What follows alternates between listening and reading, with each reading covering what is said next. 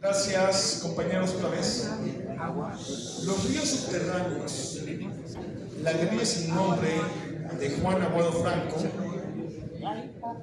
forma parte del fondo editorial y del taller de testimonios que sobre los movimientos armados socialistas quisimos impulsar en el Instituto Nacional de las Revoluciones de México, y que a pesar de todo, de alguna manera se logró que saliera el fondo editorial. Aunque solo fuera en versiones descargables electrónicamente, y aunque la versión física concreta, como decía yo en la mañana, la había tenido que sacar el autor a su costa, ¿sí? No era esa la idea. La idea es que este tipo de libros salieran en tirajes con los que hiciéramos ruido, con los que fuéramos a muchos lugares a presentarlos para, como decía en la mañana, sacar de la marginalidad la historia testimonial y el análisis histórico de los movimientos armados socialistas. Bien, no salió como yo quería, pero de alguna manera aquí está el libro. Creo que, de acuerdo con lo que platicábamos en la mañana, a lo mejor no medí correctamente la correlación de fuerzas y nos ganaron, nos sacaron de la jugada y de alguna manera eso que yo quería hacer no se puede hacer. Pero aquí está el libro. Bien. Si les digo que iba a hablar un poco del seminario, del proyecto, pues eso fue. Pues le cortaron las alas, ¿no? Creo que no medí bien la correlación de fuerzas y perdimos.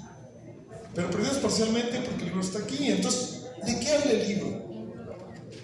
Juan nos cuenta la historia de una familia villista, por cierto, de hombres del campo y de artesanos, de un pueblo cercano a la hermosísima villa de Yuriria. ¿Por qué no la hermosísima villa de Yuriria? Porque acabamos de visitarla, Claudia y yo, ¿verdad, Claudia? Acabamos de ir a Yuriria, Claudia, mi compañera. Entonces, los que no conozcan Yuriria, Guanajuato, tienen que ir. Entonces nos cuenta Juan la historia de una familia de hombres del campo, de artesanos, de una comunidad del municipio de Yuriria, que viaja. Es una familia a la que le toca por destino estar en muchos lados y que finalmente se instala en el Valle de Mexicali a fines de los años 40. A mí me encantaron, y yo sé que les encantará si lo leen, las crónicas de la vida en el Valle de Mexicali, cuando el Valle de Mexicali se está creando. Se está creando para la agricultura, para la vida pública, para la vida. ¿Sí? La vida en aquellas fronteras, la formación de la conciencia social y política de un joven en ese áspero clima, en ese áspero desierto, en un lugar donde no hay ni escuela, donde le toca ver construir la escuela y luego que la construyen, pues deja de haberla. En un ardiente campo que se abre, diría un son jalisciense, atajadas de machete, ¿sí? Y heridas de barbecho. Y ya no diría el tercer verso de ese son, porque no lo cuenta, a notas de guitarrones, o ya no lo cuenta. Pues se va abriendo el campo, ¿no? Y luego se va a una región que yo conozco bien, por cosas que no vienen al caso, que es la región azucarera de Tamaulipas, fundada en torno a Ciudad Mante. Y allí en Ciudad Mante, Juan se incorpora al espartaquismo. Y nos va contando una etapa formativa de manera muy ágil, muy amena, muy instructiva, cómo va integrándose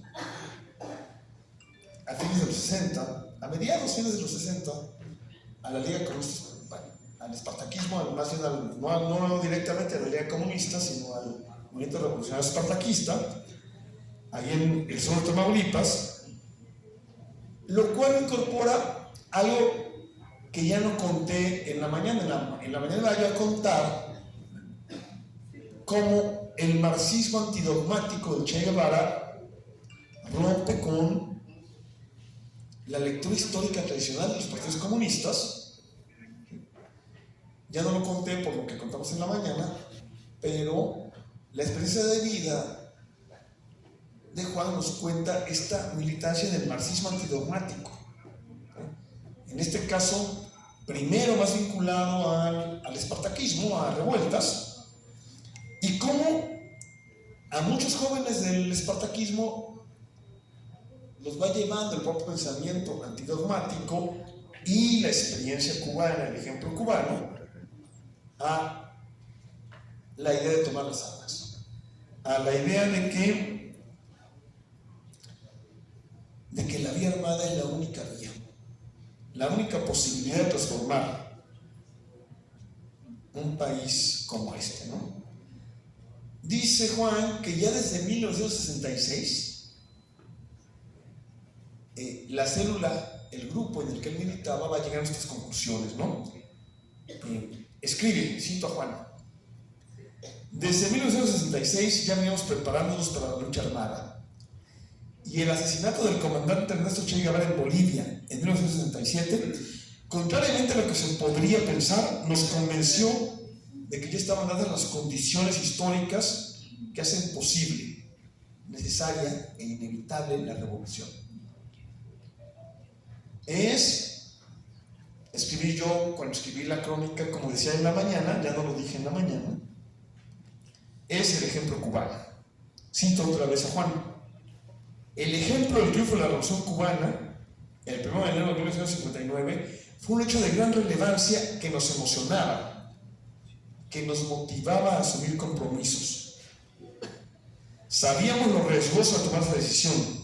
Sabíamos que podíamos ser detenidos, encarcelados, torturados o muertos en alguna acción, o de plano ser asesinados por los esbirros del gobierno. ¿Cómo se construye una guerrilla de la nada o casi de la nada? ¿Cómo te conviertes en guerrillero? Leerán ustedes ahora que compren el libro, porque, a ver, el objeto de una presentación de libro es invitarlos a que lo compren. La presentación del libro es esa, compren el libro. ¿Sí? Entonces yo estoy invitándolos a comprar el libro. Entonces, ¿cómo se construye de la nada una guerrilla? O casi de la nada.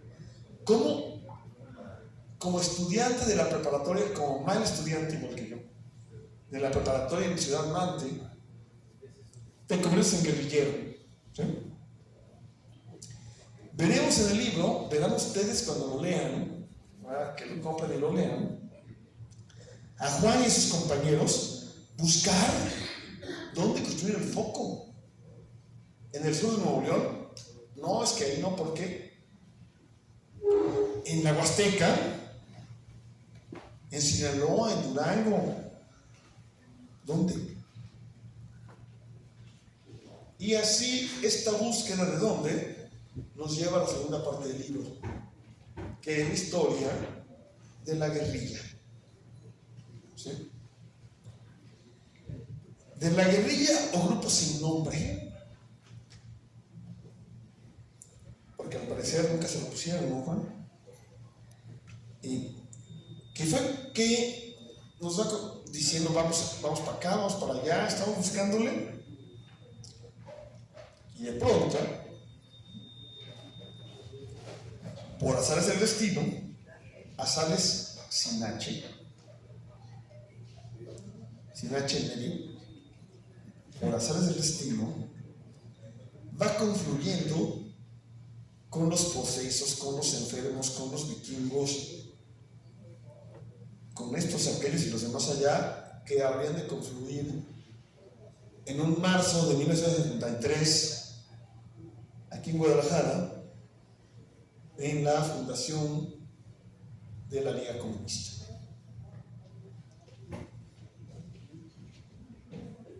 Juan hace una crónica, eso quizás es de lo menos novedoso de su libro, porque pues, cuenta de alguna manera lo que ya sabemos de cómo se construye, cómo se funda la liga. Y de ahí pasamos a una cosa que contaron algunos compañeros en la mañana que no sabíamos, o que sabíamos muy pocos, ¿sí? Las guerrillas rurales de la Liga Comunista en lo que se llama el triángulo, pero como él bien dice, el cuadrilátero del oro, en la Sierra Madre Occidental, Sonora, Chihuahua, Sinaloa, Durango. Una zona que yo conozco, iba a decir muy bien, pero esta no, ni siquiera Alicia de los Ríos, que nació ahí abajito, ¿sí? Sí, nadie conoce, nadie puede conocer, pero bueno, me he metido, lo más que puedo decir es que me he metido, una zona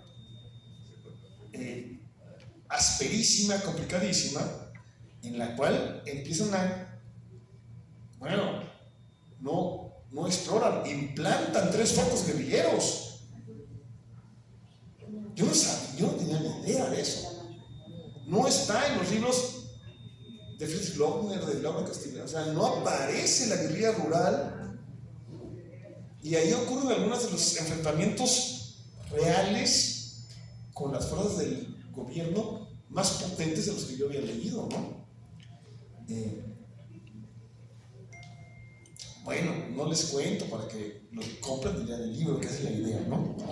Y todo eso abona un poco. Bueno, él contó, él platicó en la mañana, pues que él tenía bajo perfil porque nunca cayó preso, porque finalmente decidieron salirse a tiempo, según como lo veamos. Entonces, para mí fue una historia nueva, y eso abona a lo que decía yo en la mañana. Uno de los objetivos al impulsar lo que quise impulsar, que finalmente no salió, el seminario permanente de reflexión sobre los movimientos armados socialistas, en el proyecto editorial, etc., era avanzar hacia una valoración general, un balance general de la historia de los movimientos armados socialistas, empezando por la compilación de fuentes y testimonios y el taller de testimonios del que finalmente es fruto el libro de Juan. Pero como decía en la mañana, si al parecer al anticomunismo rampante no nos deja salir aún de las márgenes, ¿cómo vamos a poder aspirar ahorita a un balance general? Así podemos. Gracias.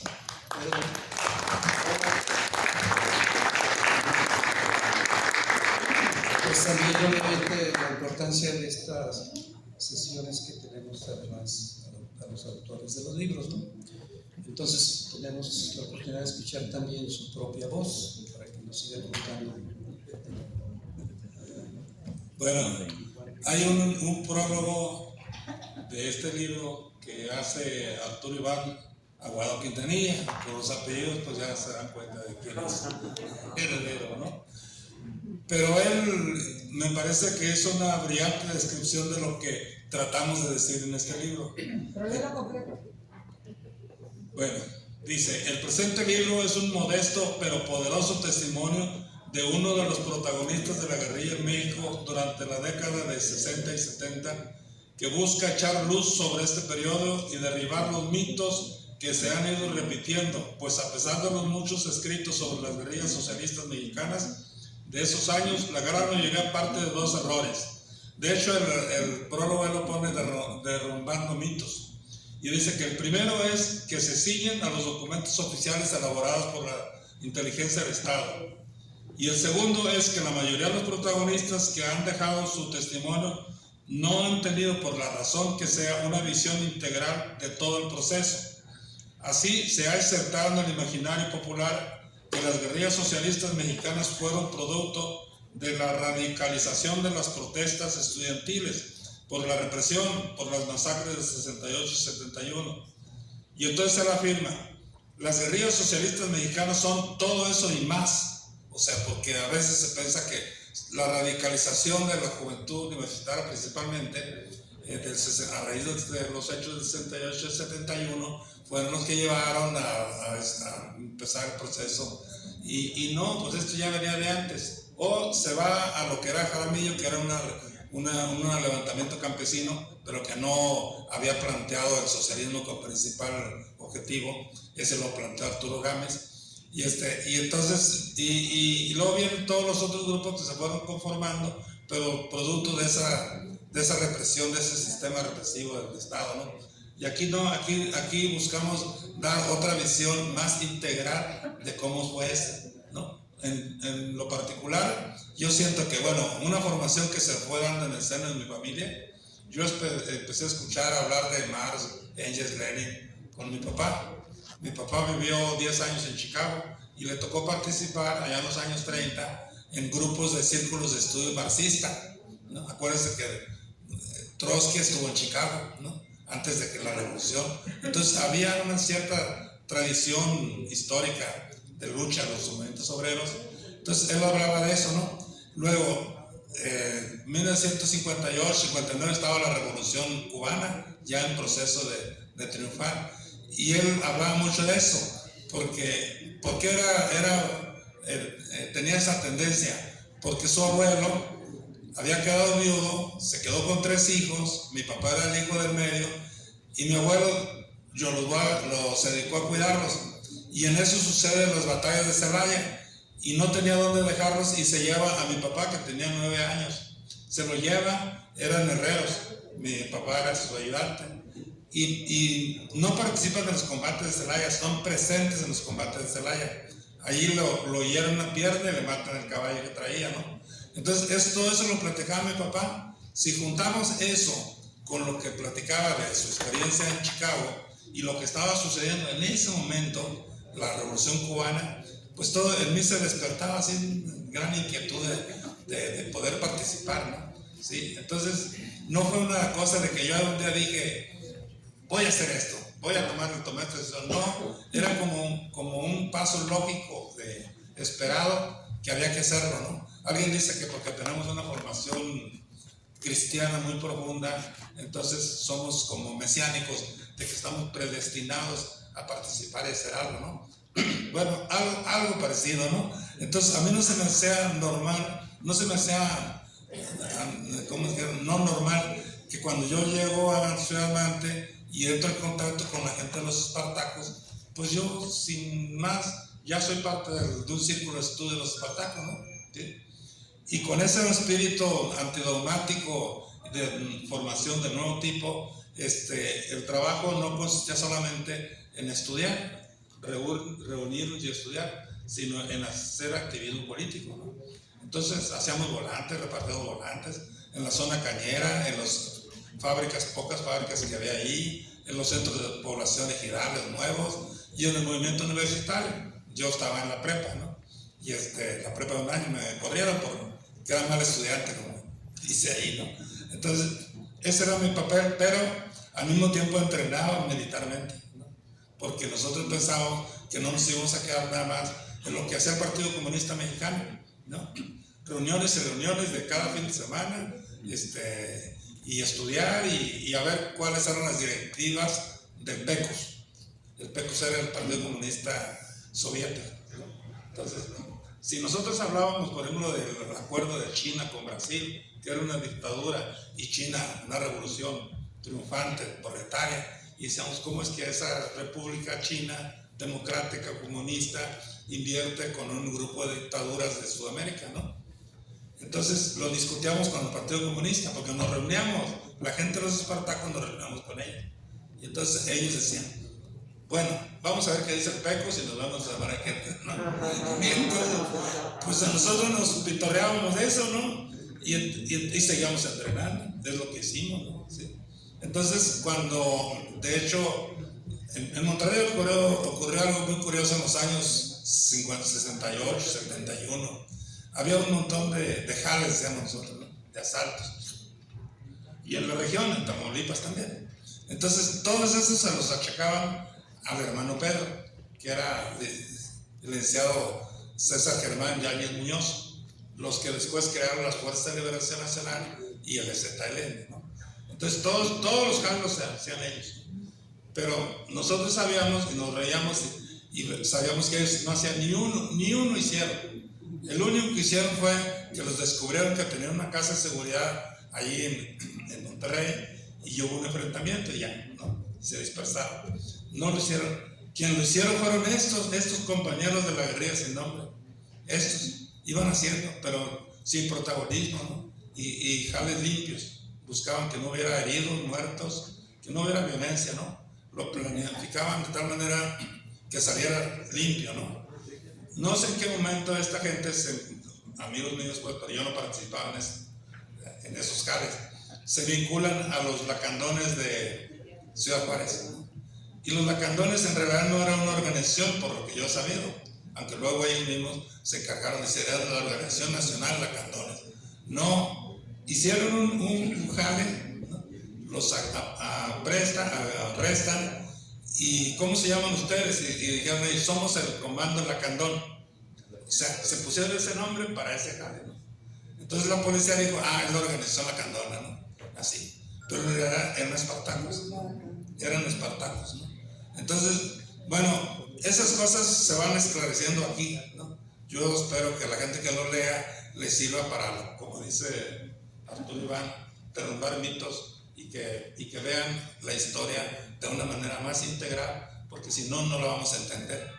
Es lo que estamos tratando de hacer aquí. Creemos que con todo lo que hicimos el año pasado, con todo lo que hicimos en el taller, los que aguantamos ahí, ¿no?